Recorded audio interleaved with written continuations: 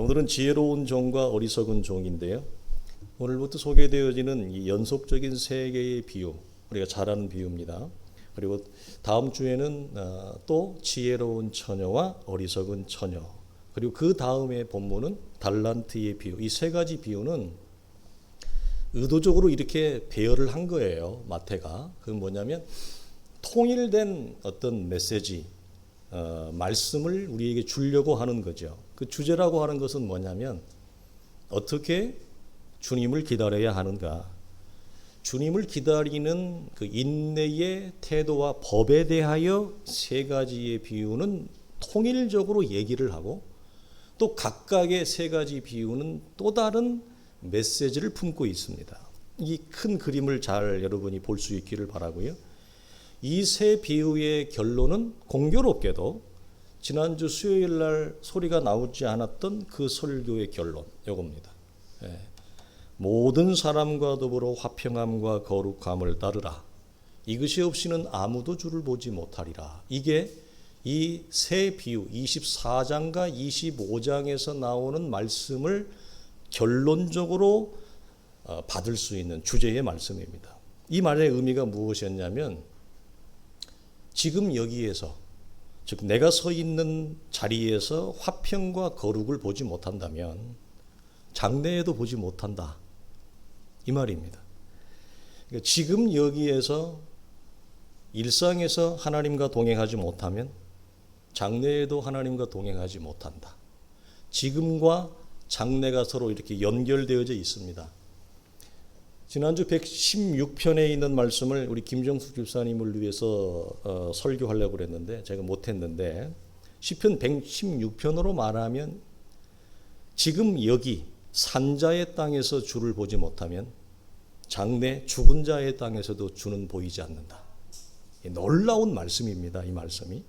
그래서 이 히브리서의 이 말씀이 우리에게 중대한 주제가 되어지는 이유는 이 본문의 각각 세 가지 비유에 등장하는 어리석은 자들이 가지는 공통의 특징은 뭐냐면 더 이상의 내일이 그들에게는 주어지지 않습니다. 그러니까 우리는 항상 오늘 안 하면, 오늘 못하면 내일이라고 하는 것, 우리에게는 이 땅에서, 산자의 땅에서는 주어집니다. 그러나 산자의 땅에서 유일하게 내일이 보장되지 아니하는데 더 이상의 기회와 시간이 우리에게 회복될 수 없는 날, 그날이 바로 주의 재림의 날입니다. 이 세 가지 비유의 키워드는 뭐냐면 지혜와 어리석음입니다. 그래서 오늘 본문도 충성되고 지혜로운 종이라고 표현을 하고, 그리고 악한 종이라고 표현을 하는데, 이 악한 종은 어리석은 종입니다. 그래서 계속해서 지혜와 어리석음이 세 가지 비유에서 공통적인 메뉴로 등장을 하는 거예요.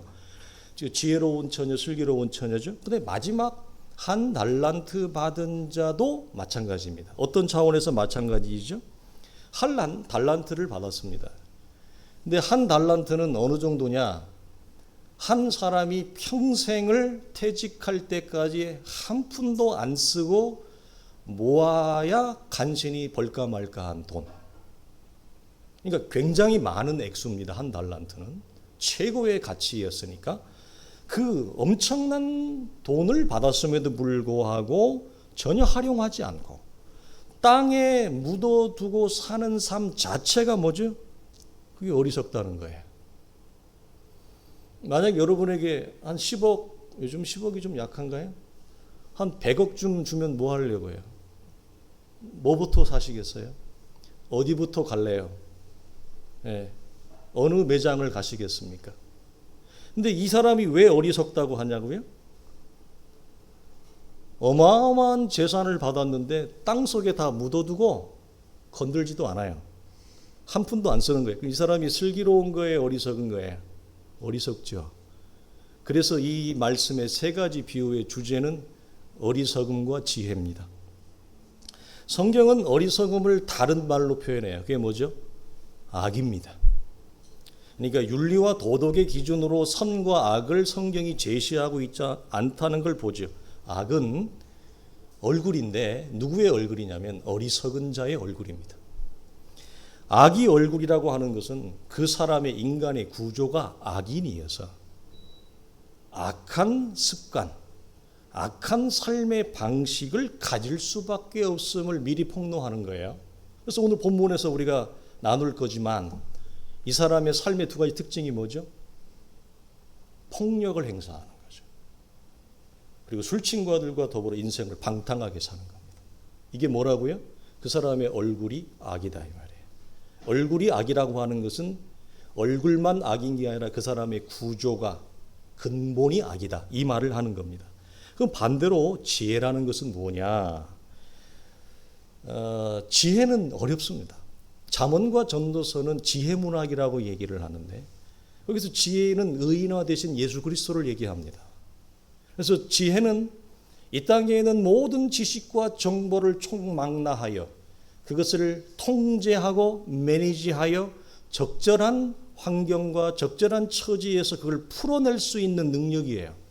그래서 지식보다 지혜는 훨씬 아름다운 겁니다. 근데 이 본문에서 말하는 그 지혜란 뭐냐 그러면 그렇게 지식을 많이 가지고 있고 그 지식을 동원해서 내게 주어진 일상에서 그리스도의 재림을 연결해서 지혜를 푼다면 뭐냐 이런 거죠. 주님이 어느 때건 나에게 문을 두드리실 수 있다. 어제 우리 그 일용이 엄니가 가셨잖아요. 일용 엄니 전원일기에. 서운하죠? 저는 그분 홈쇼핑에서 나오는 김치를 한 번도 못 사 먹은 것이 좀 한탄스러운데 그렇게 맛있다는데 손맛이 좋다는데 언제건 예기치 않은 날에 주님이 나의 문을 두드릴 수 있으니 나는 늘 준비된 자로 살아간다. 이게 지혜입니다. 실천적인 지혜죠. 현실적인 지혜입니다. 무엇을 기억하면서요? 어거지가 아니라 이 주인이 떠나면서 나에게 당부의 말을 했잖아요. 우리 주님이 우리에게 떠나면서 주신 말씀이 있잖아요. 그 당부의 말을 기억하면서 예수 그리스도의 죽음과 부활로 이 땅에 하나님의 나라가 임했다는 거 우리는 다 알고 있습니다. 배우고 알고 있습니다. 그런데 이 땅에 이미 나의 인생, 개인적인 인생, 우주적인 인생 속에 하나님의 나라가 이미 도래했다면 우리의 시간표가, 우주의 시간표가 반환점을 넘은 것입니다. 여기에서 이제 개인의 시간표가 나이가 50이 넘은 분들은, 아직 안 됐은 분들은 조금 소망이 있나요?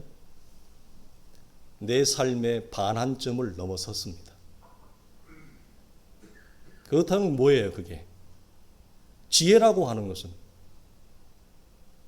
그걸 아는 자이기 때문에 주님이 문을 두드실 때 주님을 웰컴하는 삶의 자세를 가지고 살아가는 것, 이게 진짜 지혜죠. 많이 배우고 많이 알면 뭐예요? 실제 삶은 그렇게 안 사는데 의미가 없는 겁니다. 그걸 성경은 뭐라고 얘기한다고요? 어리석다, 악이다 얘기한다, 이렇게 얘기합니다. 언제든지 아버지와 샘을 치를 준비를 하고 살아가는 자, 아버지의 얼굴을 볼 준비를 하고 살아가는 자. 저는 사역을 하면서 두 분의 권사님을 잊을 수 없는데 지금까지 그 두 분의 권사님은 저에게 성경을 가르친 게 아닙니다. 제가 그분들을 성경을 가르쳤죠. 근데 그 권사님들이 살아가는 삶이 저에게 어떤 말씀보다 큰 울림과 말씀을 주었어요. 그 권사님들의 두 분의 삶은 지금도 제 이 내리에서 떠나지가 않습니다. 두 가지예요. 오늘 메시지랑 똑같아요. 슬기로운 처녀예요. 그분들이. 그게 뭐냐? 그분들은 항상 하나님을 준비하는 삶을 살았습니다. 권사님 왜 짐을 빼세요? 권사님 왜 이렇게 하세요? 요즘 유행하는 미니멀 라이프를 얘기하는 게 아니라 하나님을 만날 준비를 늘 하고 있었어요. 그리고 그들은 늘 얘기했습니다. 그들은 그 누구도 홀대하지 않고 그렇게 따뜻한 가슴과 사랑으로 한 사람 한 사람을 대했습니다. 저는 지금도 잊혀지지 않는 거, 첫사에게 가서 그 교회는 금요 철야를 저녁 9시부터 새벽 5시까지 하니까 그런 교회가 드물잖아요. 그때 22살이었습니다. 금요철화를 하는데 밖에서 누가 문을 막 쾅쾅쾅쾅 두드리는 거예요. 시끄럽죠. 그러니까 누가 나가봐야 되겠어요. 이 따까리가 나가야 되죠. 교육전도사 따까리가 나갔어요. 그랬더니 술이 고주망태기 되신 분이 예배를 봐야 되겠답니다. 기어이 자기가 예배를 봐야 되겠다. 그러니까 어리니까. 그때 예수 믿은 지 2년밖에 안 됐을 때예요. 아무것도 모르죠. 나는 뭐밖에 없을까요? 어떤 생각밖에? 예배를 지켜야 되겠다. 못 들어오게 해야 되겠다. 요 하나밖에 내 떠오르는 게 없었어요. 그래서 그분하고 실갱이를 했는데 저는 그때 처음 알았어요. 아, 술이 취하면 사람이 이렇게 초인적인 힘이 나오는구나. 얼마나 힘이 센지 제가 질질질 끌려다녀 계단에서 질질질 끌려다녀가지고 구강강탕하니까 누가 나오셨느냐? 그 권사님이 나오셨어요. 저는 그분하고 씨름을 했습니다. 약복강에서 씨름하듯이 그 교회 문을 지킨다고. 그게 저한테는 사명이었죠. 권사님이 나오더니 제 손을 딱 잡고 힘을 빼게 하시고 그 술 취한 사람의 어깨를 탁 잡고 얼굴을 봐주면서 제일 했던 말이 뭔지 아세요? 그 잊혀지지가 않아요. 뭐가 그렇게 힘들어? 뭐가 그렇게 힘들었지? 사는 게 그렇게 힘들어? 그래서 술을 먹고 교회를 왔구나. 와, 이 말을 하니까 그 사람이 완전히 무장이 해제되는 거예요. 그 술이 고주망탱이 됐는데 그 자리에서 펑펑 우는 거예요. 지금 보면 이런 거죠. 철이 없고 기독교 신앙도 모르고 아무것도 모르는 나는 그냥 힘으로 폭력으로 그 사람을 혈기로 막으려고 했던 거예요. 못 들어오게. 근데 그 권사님은 그 단 한마디, 뭐가 그렇게 힘들어? 얼마나 힘들면 그래? 이 한마디에 다 무너지는 거예요. 이게 여러분 기독교 신앙이에요. 그러니까 이쪽으로 가야 돼요. 제가 늘 강조하는 거예요. 이게 기독교 신앙의 클라이맥스입니다. 이게 본질입니다. 그래서 사람은 폭력으로 힘으로 변화되지 않습니다. 그 영혼을 위하는 사랑만이 바뀌는 거죠. 그래서 그런 분들의 이 신앙이 지금도 제가 그분들을 성경을 가르쳤지만 누가 가르친 거예요? 그분이 저를 가르친 거죠. 30년이 지난 지금도 그 메시지가 살아있어요. 아, 이거구나. 기독교 신앙이라고 하는 것이. 여러분, 이 두 번째로 이 새우의 비유의 초점은 이겁니다. 준비되지 못한 자에게 초점이 더 많이 있어요. 뭐냐? 성경은 잘 준비돼서 칭찬받는 자는 이 본문에서는 설명하지 않습니다. 별로 비추지 않습니다. 준비되지 못한 자들에게 집중적으로 조명을 비치는데 그들의 첫 번째 특징은 뭐냐면 보이는 것과 실체가 달랐다. 그리고 두 번째 특징은 뭐냐면 그들에게는 이웃이 없었다. 이것은 양과 염소의 마지막 심판의 비유로 바로 곧장 다이렉트로 연결이 되어집니다. 그러니까 염소로 소개되는 자들은 곧 준비되지 못한 자들이고 어리석은 자들이었는데 그들의 삶이라고 하는 것은 나름 열심히 살았겠지만 전혀 이웃을 삶에 두고 살지 않았다는 특징으로 마무리 짓습니다. 이 의미가 여러분 대단히 커요. 그러니까 이건 뭐냐? 한마디로 얘기하면 보이는 이웃을 홀대하고 냉대하고 무관심하게 대하는 사람은 보이지 않는 하나님을 참되게 섬기거나 참되게 경외할 수 없다는 얘기입니다. 이 말이. 그래서 이웃을 대하는 것과 하나님을 대하는 것이 일반이다. 한 사람을 대하는 것이 똑같다. 이 말입니다. 어디에서? 내가 살아가는 일상에서. 우리 이것을 이렇게 얘기했습니다. 전혀 믿음을 옷을 입지 못하는 개념과 정의로만 가지고 있는 겁니다. 그래서 믿음이 옷을 입지 못하면, 즉 믿음이 살과 근육으로 덮여지지 아니할 때 나타나는 특징은 입술에는 정의를 잘 얘기합니다. 그러나 일상에서는 정의가 없는 삶을 삽니다. 그래서 이것이 이웃을 내가 만나는 관계성에서 사람을 무시하고 함부로 대하고 홀대하고 냉대하는 것으로 삶이 표출되어지는 것. 여기에서 여러분 벗어나는 거예요. 기독교 신앙이라고 하는 것은 영적으로 성숙한다고 하는 것. 그래서 왜 전 세계를 막론하고 우리가 경험적으로 겪어보면 이런 분들이 제 인생에도 띄엄띄엄 있었는데 이제 이해가 되는 거예요. 왜 그들이 그 많은 세계적인 높은 지식과 명성을 가지고 있음에도 불구하고 그들의 삶에서 지식이 나타나는 것이 아니라 사랑과 자비가 나타났는지, 왜 그렇게 따뜻했는지, 왜 그렇게 사람들이 친절했는지, 동양에서 온 그 아무것도 바라볼 것도 없고 기댈 것도 없는 그 작은 소녀한테 왜 그들이 친절을 베풀었는지 이제는 이것들이 정리가 되어지는, 다 깨어지는 거예요. 그러나 여러분 혼동하지 말 것이 있는데 지극히 작은 이웃을 향한 사람과 돌봄이라고 하는 것을 이렇게 이해하면 곤란합니다. 이웃을 도와야지. 그래야 좋은 사람이지.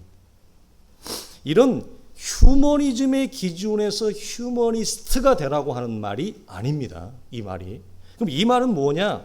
이 말은 하나님을 만난 자의 근본적인 근원적인 참된 관계의 변화가 가져온 삶의 실제라는 얘기예요. 무슨 말이죠? 하나님으로 인해서 근본적으로 변화된 사람은 이웃을 사랑과 돌봄으로 품고 살 수밖에 없는 존재의 필연성을 얘기합니다. 이건 존재의 필연성이에요. 사람을 돕고 살아야 사람이지 어떻게 저만 그렇게 사람이 살아? 이런 차원이 아니에요. 윤리와 선행의 차원이 아니에요. 근본적으로 존재가 하나님을 만난 자는 이웃을 품고 사는 존재의 필연성으로 변화되어져요. 그러니까 이건 단순한 선행이에요? 존재의 변화예요? 존재의 변화죠. 그래서 이들을 양이라고 그럽니다. 염소는 선행만 합니다. 선행만 해도 다행인데 그 선행조차도 안 하죠. 왜? 염소는 다른 사람이 눈에 안 들어와요.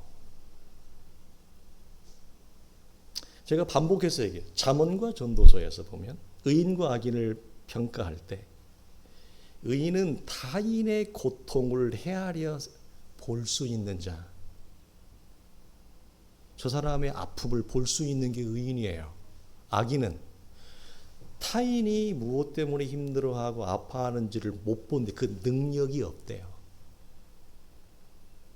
통찰이 없어요. 인사이트가 없어요. 너 그래서 이렇게 얘기해. 너는 왜 힘들어하냐? 너는 맨날 뭐 때문에 힘들어해? 너는 입만 열면 힘들다고 얘기하지? 너는 껌뜩하면 인생이 힘들다고 얘기하네? 도대체 뭐가 부족해서 그래? 너 이렇게 아빠 엄마가 너 뒷바라지 다 하는데 그래도 부족하냐? 자, 아까 권사님이 뭐라고 얘기했다고요? 대화가 안 되는 술 취한 사람한테 했던 첫 단어가 뭐예요? 그거예요. 우린 그렇게 언어를 동원하지를 못해요. 왜? 우리의 영혼이 작아서, 영적 성숙이 작아서 그렇게 말할 수가 없어요. 아직 우리는 내 입장에서 내가 하고 싶은 대로 답답하니까 내가 하고 싶은 말을 할 수밖에 없는 거죠. 여러분 꼭 기억하십시오. 중요한 구별입니다. 단순한 선행이 아니라고 하는 거예요. 본문에 등장하는 여러분 종은 이제 들어갑시다. 하루 품삯을 받는 일용직 노동자가 아닙니다. 주인의 전체 살림살이를 관리하는 총관리인이자 총지배인입니다. 1세기 당시에는 대항해 시대까지도 그랬습니다만 한 번씩 주인이 큰 비즈니스를 거상들은 한 번 나가면 보통 2년, 3년이 보통이었습니다. 교통편이 좋지 않으니까 2, 3년 걸리는 게 보통이. 그럼 누구한테 맡기고 가요? 총관리인, 지배인한테 모든 살림살이를 맡기고 가는 거예요. 그래서 이 관리인은 아무나 지정하지 않아요. 이 사람들을 관리인, 우리가 집사라고 그러니까 이 사람들을 가볍게 볼 수 있는 사람들이 아니라 그 당시에 최고의 학문과 지성을 갖추고 훈련된 사람들이에요. 이 사람들이. 그래야 집안 전체의 그 큰 살림을 관리하니까. 그래서 그들의 지위는 여러분 상당히 높았습니다. 먼저 지혜롭고 충성된 종의 모습은 자기에게 맡긴 사람들에게 때를 따라 양식을 잘 나눠주고 공급해주는 자로 소개를 합니다. 그럼 여기서 우리가 어떤 것이 여러분 떠오르죠? 주님은 지금 누구를 염두에 두고 있다는 거예요? 말씀을 맡은 이스라엘의 종교 지도자들을 1차적으로 언급하고 있다. 염두에 두고 있다. 그리고 우리는 암시를 받습니다. 그러나 단순히 이것을 말씀을 맡은 서기관과 바리새에게만 한정할 수 없는 것은 우리 모두에게도 그리스도의 재림은 예외가 아니기 때문에 그래요. 그래서 바리새인과 서기관, 천국의 말씀을 맡은 자들에게만 한정하지 않았으면 좋겠다는 말씀을 드리고 싶어요. 반대로 이 어리석고 악한 종은 뭐냐면 주어진 임무를 소홀히 여기는 자로 소개를 하는데 49절을 보면 그들의 삶이 이렇게 얘기합니다. 동료를 때린다. 술 친구들과 먹고 마신다. 이 되게 좀 유치하게 표현이 되어져 있는데 이것의 의미는 여러분 좀 더 깊습니다.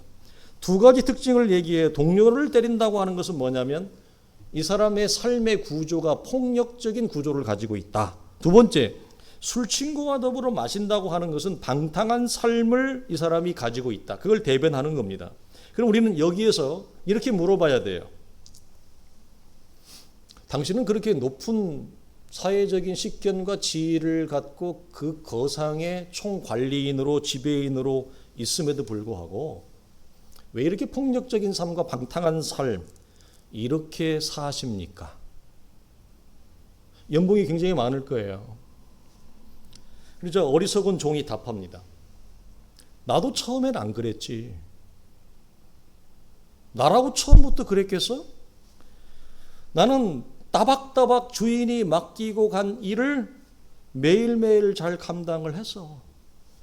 그런데 주인이 빨리 올 줄 알았는데 생각보다 안 오더라고. 더디 오더라고. 그래서 살다 보니 이렇게 된 거야. 나라고 처음부터 그랬겠어? 이게 여러분 표면적인 이유입니다. 그런데 아마도 이 표면적인 이유에 우리가 많이 걸릴 수 있습니다. 많이 우리가 이 함정에 빠질 수 있습니다. 그러나 주님께서 내린 판결은 전혀 달랐습니다. 주님은 항상 여러분 우리 겉을 보지 않습니다. 그래서 속을 보죠. 뭐죠? 외식이었습니다. 주님이 내린 판결은 달랐습니다. 외식이었습니다. 그럼 여기 우리 또 한번 물어봐야 돼요. 어째서 당신은 상당한 지위와 힘을 가진 이 총관리자로 살면서 그랬습니까? 그리고 또 하나, 당신의 진짜 얼굴은 어떤 부분입니까? 당신의 진짜 정체는 총관리자의 모습입니까? 아니면 술친구와 더불어 사는 방탕한 삶이 당신의 진짜 실상인가요?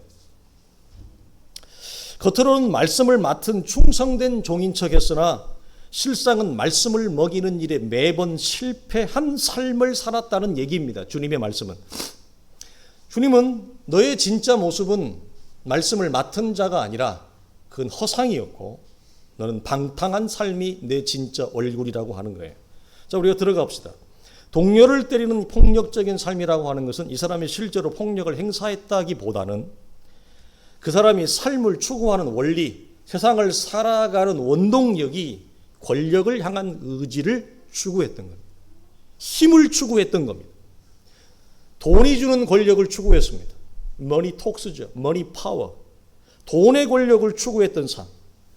세상에서 사회의 지위와 명성이 주는 이 명예가 주는 권력을 추구하며 사는 삶. 사람들에게 인정받고 싶고 존경받고 싶은 선망의 자리에 올라가고 싶은 이 권력을 향한 강한 욕망.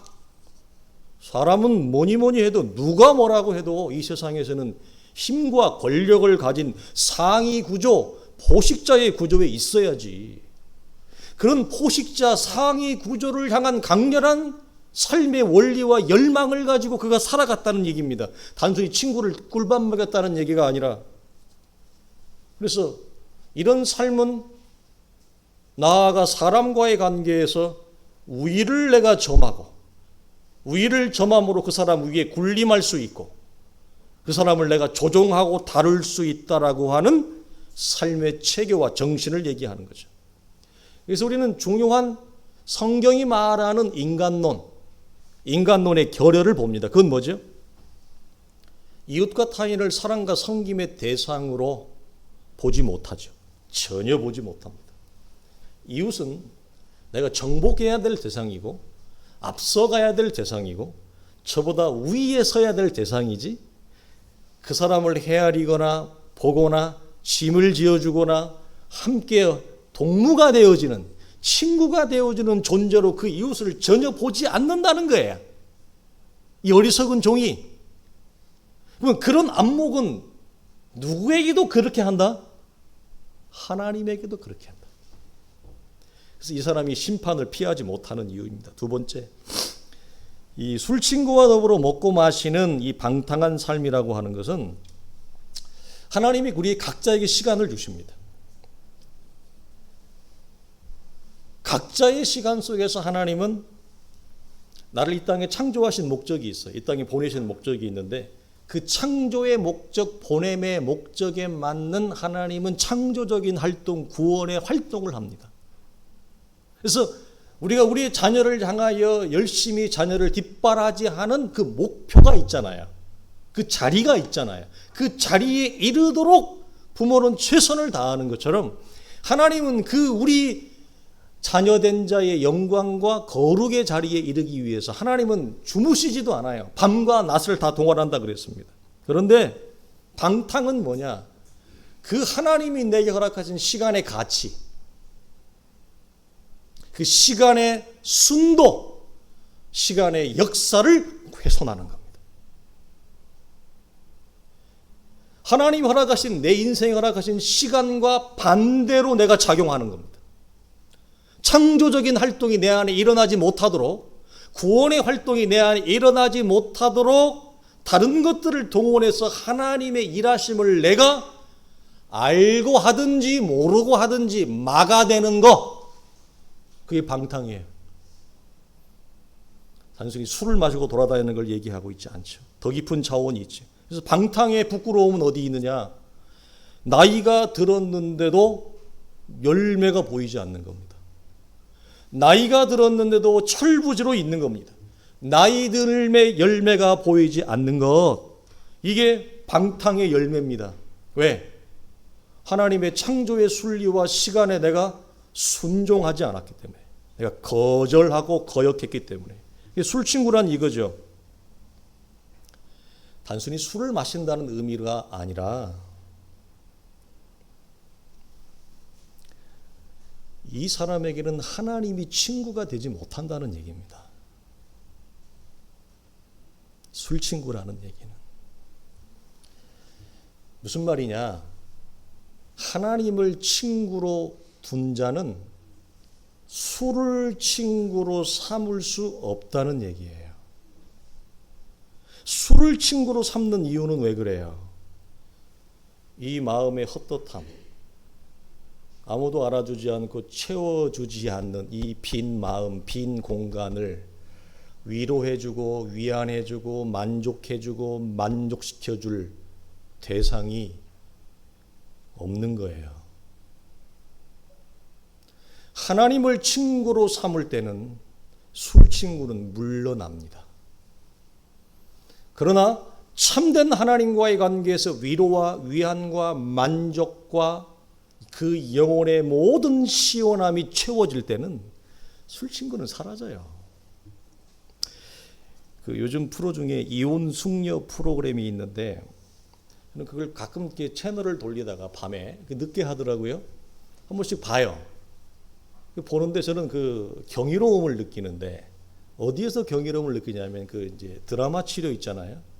드라마 치료를 할 때 그 남자분, 안경 쓴 분, 진짜 대단하대요. 어떻게 그렇게 다른 이 상황 그 상황에 그대로 몰입을 해서 그렇게 연기를 해내는지, 저는 그 연기의 위대함에 대해서 정말 그분 존경스럽더라고요. 어떻게 그렇게 나랑 전혀 다른 상황인데 순식간에 몰입을 해서 그 사람 아내 역할, 남편 역할을 하는데 저는 막 박수를 쳐주고 싶은 거예요. 근데 그 프로를 보다 보면 공통적으로 하나 딱 잡히는 게 있어요. 뭐냐면 서로 너무 잘 알잖아요, 부부가. 그렇다고 우리 믿고 살았잖아요. 그런데 남편이 우는 이유를 아내가 몰라요. 몰라요. 아내가 우는 이유를 정말 남편도 몰라요. 근데 부부로 살아요. 20년 넘게 살아왔어요. 그래서 그 프로를 통해서 뭐가 한 줄기 빛이 이렇게 보이냐면 내가 몰랐던 남편을 알고 내가 몰랐던 아내를 아는 거예요. 그래서 이 사람이 이것 때문에 울었구나. 이 사람이 이것 때문에 술을 마셨구나. 이 사람이 이것 때문에 집을 안 들어왔구나. 이 사람이 이것 때문에 나를 안 도와줬구나. 그걸 아는 거예요. 그게 저는 굉장한 실마리를 푸는 거라고 보거든요. 우리는 모르고 사는 거죠. 부부라고 다 알 줄 알았는데 전혀 모르고 살았다고 하는 거예요. 여러분 마찬가지죠. 그러면 아내도 몰라주고 남편도 몰라주는 그럼 어디 가서 풀 거예요, 이 사람이? 어디 가서 풀 거예요? 누구한테 이거 체험을 받아야 될 거 아니에요? 그럴 수밖에 없죠. 그러면 술친구를 동무로 삼아야지 어떻게 해요? 세상에 가서 다른 걸 자기 친구로 삼아야지 어떻게 해요? 안 그래요? 그러나 이 과정을 지나고 하나님과의 참된 관계 안에서의 영혼의 만족과 배부름과 채움이 우리 속에 주어지는 깊은 영적인 경험으로 들어가면 우리는 하나님 외에 나의 위로와 위안과 만족을 주었던 거짓된 친구들을 하나씩 버리기 시작합니다. 그래서 그 하나님과 관계 안에서 우리는 참된 기쁨을 여러분 만족을 배부름을 갖는 거죠. 여러분 이런 이중적인 얼굴을 한 이유가 무엇일까? 여러 가지가 있겠지만 본문에서는 말하면 이런 겁니다. 근본적인 존재의 변화가 없이 명목상의 그리스도인이었다. 형식적으로 이름으로만 성도였습니다. 이게 원래 외식이라고 하는 것은 그리스 연극에서 나왔어요. 페르소나라고 하는 단어인데 무대에 올라가서 가면을 쓰고 연기를 하는 거예요. 아까 설명해드린 그 사람처럼. 여러분 무대에 올라가서 가면을 쓰고 연기하는 건 그게 진짜 나예요? 아니면 허상이에요? 진짜 내가 아니에요. 허상이에요. 그래서 외식은 진짜 내가 아닌데 진짜인 척하는 가면을 쓰고 신앙생활을 하는 거예요. 그럼 가면을 왜 써요? 두 가지예요. 자기도 보기 싫은, 남들에게 말하고 싶지 않은, 남들에게 보이고 싶지 않은 자기 내면의 깊은 그늘과 상처, 어두움을 보이기 싫은 거예요. 가면을 쓰는 거예요. 척하는 거죠. 또 하나는 동시에 또 뭐가 있느냐? 그러면서도 사람은 남들에게 근사하게 보이고 싶어요. 남들에게 괜찮은 사람인 것처럼 보이고 싶어요. 그 사람의 본성이에요. 매력적인 사람으로 보이고 싶어요. 그래서 가면을 쓰는 거예요. 이 두 가지입니다. 나도 남에게 보이기 쉽지 않은 어두움, 그리고 동시에 남에게 잘 보이고 싶은 이 마음, 육체의 욕망, 이것이 나로 하여금 연극 무대에 올라가서 페르소나라고 하는 가면을 쓰듯이 그 가면을 쓰고 사회생활을 하는 거예요. 그러면 가면을 쓰면 나타나는 부작용이 뭐냐? 가면을 쓴 자는 사람이 과장되게 삽니다. 허영된 삶을 삽니다. 자꾸 오버한다 이 말입니다. 그리고 진짜 내가 아닌 가면 쓴 삶에 집착하게 되어져요. 그럼 어떻게 되죠?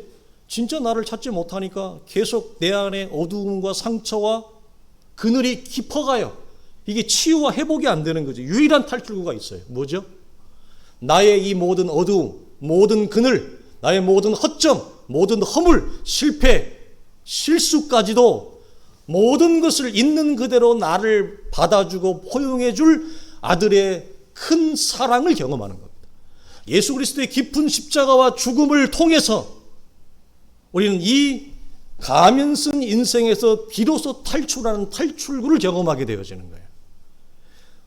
폭력으로 해방되지 않습니다. 일시적인 외유로 가면에서 탈출하지 못합니다. 다시 제자리로 돌아갑니다.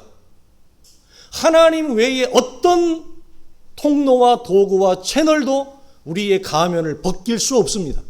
오직 아들의 깊은 십자가의 죽음과 사랑, 그 죽음의 사랑만이 우리를 이 가면 쓴 가짜의 허상에서 우리를 여러분 탈출하게 되는 거예요. 마지막으로 이런 질문을 드려보겠습니다. 여러분, 세상에서 누가 제일 편해요? 앞에 우리 지혜자매한테 이런 얘기하고 들어왔잖아요. 세상에서 엄마가 제일 좋은데 오늘 엄마가 안 와서 속상하겠네. 그러니까 지혜가 엄마가 제일 좋아요. 여러분, 세상에 제일 편한 게 누구죠? 부모입니다. 왜 편해요? 가면을 안 써도 되잖아요. 왜? 나의 모든 걸 알거든요. 내 허점도 알고, 나의 실패와 실수도 알고, 허물도 알고.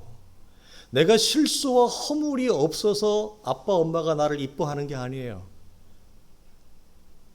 부모는 내 몸에 난 상처까지도 나를 사랑하는 유일한 분이에요. 내 몸의 상처를 누가 여러분 보고 울어주고 사랑해주고 품어줄 수 있습니까? 부모밖에 없습니다. 마찬가지로 우리가 죄가 없어서 하나님이 나를 구원한 게 아니에요. 내가 온전하고 허물이 없어서 하나님이 나를 구원하신 게 아니에요.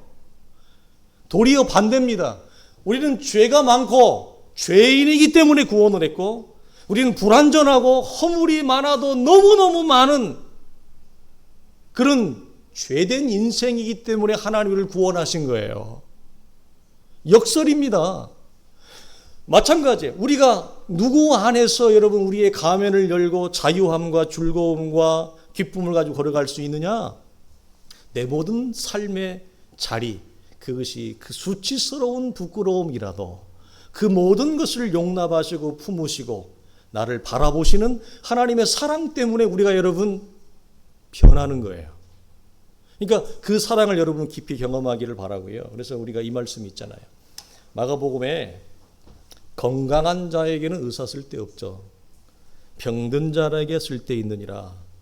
나는 의인을 부르러 온 것이 아니라 악인을 부르러 왔다. 죄인을 부르러 왔다. 우리가 아직 죄인 되었을 때에, 연약할 때에, 원수 되었을 때에 아들이 우리를 위해 죽으셨다는 거예요. 우리가 죄가 없고 구원 받을 만해서, 은혜를 받을 만해서, 멀쩡해서 그분이 우리를 위해 죽은 것이 아니라 우리는 멀쩡하지 못한 인간이었어요. 그냥 우리식으로 표현하면 이런 거죠. 입만 살았어요. 목사도 입만 살았어요. 네, 우리는 그래도 입이라도 살았으니까 다행이죠. 어떻게 보면 목사도 입만 살아서 입으로 세상을 살았어요. 그런 우리를 하나님이 그런 부끄러운 존재를 아들의 죽음을 통해 살려냈다. 그러면 이제 하나님과 화목하게 되었고 살아난 자로서는 더욱 그의 부활하심으로 말미암아 구원이 어떻게 되겠느냐. 우리의 구원이, 우리를 하나님이 죄인이었을 때 우리를 위해 죽으시고 사랑했다면 이제는 죄에서 의인이 된 우리의 구원이 어떻게, 그래서 로마서 8장에 이걸 뭐라고 얘기? 하나님이 우리를 위하시면 누가 우리를 대적하리? 환난이나 공고나 핍박이랴, 생명이나 사망이나 천사들이라 할지라도 하나님과 우리의 관계에서 우리를 살려내신 구원을 하나님이 취소할 수 없다. 이것이 뭐죠? 오늘 집사님 기도하셨던 것처럼 참 짜지 않았는데 메시지가 같죠? 신자의 배짱이죠. 내가 완전하고 허물이 없는 존재가 아니라는 거예요. 허물 많은, 입 밖에 사는 것이 없는 이 부끄러운 존재를 하나님이 그때에 뭐 볼 게 있다고 아들의 죽음을 통해서 우리를 살렸느냐. 이게 우리의 배짱이라 이거예요. 이 그리스도의 안에서 우리가 갖는 신자의 영원한 든든함, 안전입니다. 사랑하는 성도들, 그러면 우리는 가면을 쓸 필요가 없습니다. 각자에게 주신 은혜의 분량, 믿음의 분량이 있습니다. 누가복음 12장은 이렇게 얘기합니다. 알지 못하고 행한 종은 조금 맞을 것이다. 그러나 무릇 많이 맡은 자에게는 내가 많이 요구할 거다. 하나님이 저마다의 인생의 걸음 속에 은혜와 믿음의 분량을 주셨습니다. 그러니 할 수 있는 대로 내게 주신 분량에 맞게 걸어가십시오. 내게 주신 분량 이상을 우리가 넘볼 때 우리가 힘이 듭니다. 숨이 가쁩니다. 왜?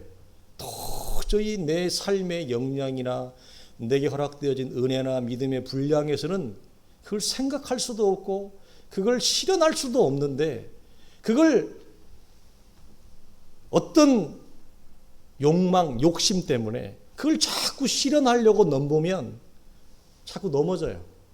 자꾸 자괴감이 들어요. 그리고 자기에 대한 불만족이 나와요. 그러니 성경은 뭐라고 얘기하느냐? 각자에게 주신 은혜와 믿음의 분량이 있다는 거예요.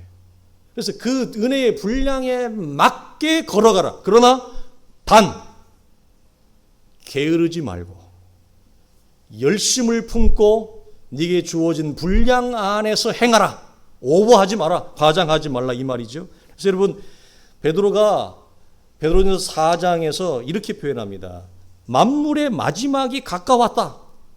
그러면서 제일 밑에 정신을 차리고 근신하여 기도하라라고 하면서 주었던 마지막 말씀이 뭐냐? 각각 은사를 받은 대로 하나님의 여러 가지 은혜를 맡은 선한 청지기같이 봉사하라, 이 말을 해요. 기막힌 말이에요. 왜? 무슨 말입니까? 과장하고 오버하지 말고 하나님이 내게 주신 은혜의 분량 안에서 내게 주어진 삶을 성실하게 진실하게 행하라. 그러면 거기에서 우리는 가벼움을 느낍니다. 가벼움을 느낍니다. 영적인 부담감을 그리 크게 갖지 않습니다. 왜 우리가 영적으로 무겁고 부담감을 크게 갖느냐? 내게 준 은혜와 은사의 분량 이상을 자꾸 넘보기 때문에 그렇습니다. 그 이유는 내 안에 숨어있는 육체의 욕망 때문에 그렇습니다. 우리 사랑하는 성도들이 오늘 이 말씀 가운데서 오늘 내게 주신 은혜의 분량 안에서 여러분 자유하시고 영적으로 가벼움을 경험하시고 걸어갈 수 있기를 주님의 이름으로 축원합니다.